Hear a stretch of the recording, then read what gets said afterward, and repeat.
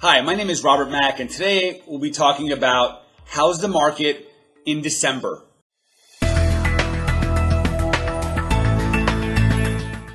Hey, thanks for tuning back in. So if you're watching this video, it's probably early to mid-December, and you may be a buyer, you may be a seller, you may be thinking about investing in real estate, and you're probably wondering, do I list now? Do I wait until the new year? What's going on? What's the best thing for me? So today I want to talk a little bit about that and kind of give you all some certainty in terms of, what the best decision is for yourself, your family, your goals, and things of that nature. So before I start, I always want to kind of let people know, and this is what we talk about with my clients, is it's very hard to time the market perfectly. So the best strategy is to do what works for you in your specific situation. If you need to sell your home now and make a transition and be in your new home by early 2018, then that's what you want to do. You don't want to try to time the market perfectly. But for those people who have some flexibility, or for those viewers that are online that may not have any real estate needs but are just curious to know what's going on, I want to shed some light on what's going on and what are the conversations I'm having with my clients. So, as you may or may not know, it's still a very strong seller's market. The inventory of homes is still very low, and homes are still selling pretty quickly. In fact, I put a home on the market in mid-November, and within 6 days, we got 12 offers, and the home sold for $25,000 above what we were asking. But the interesting fact was that it sold $21,000 higher than the most recent sale in that neighborhood. Now, some of that may have been timing. Some of that may have been our marketing and pricing strategy, which we put a lot of time and effort into. Some of it may be the fact that we repainted the home and we staged it so that it showed like a model. There are many factors that went into it, but the bottom line is 12 offers with 7 to 10 days before Thanksgiving is pretty unusual, and that's kind of the theme that we're seeing moving forward. So if you're a seller out there, what do you do? Do you list now? Do you wait until the new year? Well, it's important to know that inventory is usually very low during the holidays. And so if you're listing your home, you're going to have a lot less competition. And if you've watched my videos in the past, you know that the buyers that are looking for homes during the holiday season are generally more motivated and have a sense of urgency. So you may be able to deal with buyers that are submitting higher offers on your property.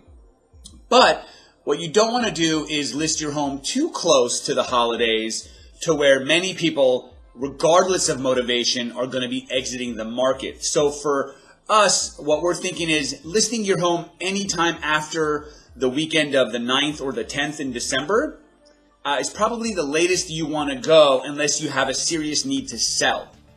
Now, it's important to know that if you are planning on listing your home in the new year, generally inventory will rise starting in mid-February. So you've still got some time to take advantage of that low inventory market. As I have conversations with people that I come across, whether they're referrals or they are people that have reached out to us because of our sign or through our marketing efforts, a lot of these people are saying, well, Robert, we're going to be taking time and enjoying our holidays, but we are definitely going to be interested in listing our home in the new year. And I always try to set an appointment with those types of sellers right away. And I get a little bit of a pushback, and they say, well, Robert, we're not interested in listing our home until, mid to late January or early February. So why don't we get together when we're getting closer to that time frame? And so the reason why meeting with somebody sooner than later is because sometimes it takes time to prepare a home for sale.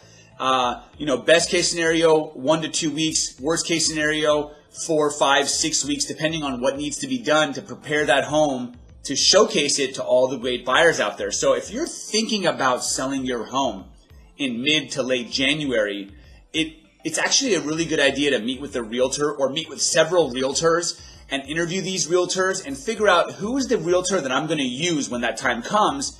And once you've made that selection, what do we need to do to prepare our home for maximum sales price? In my experience, we actually spend more time preparing the home than the home is actually on the market. So again, if you're thinking about selling your home in the early part of 2018, getting together with a realtor and picking that realtor now and putting together a game plan is going to be probably in your best interest and most effective moving forward.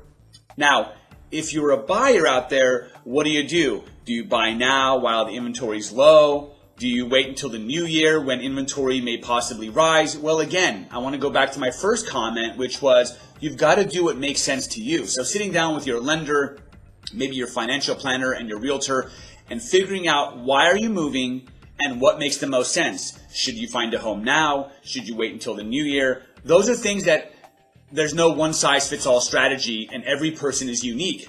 But I will tell you this, inventory will grow in the new year.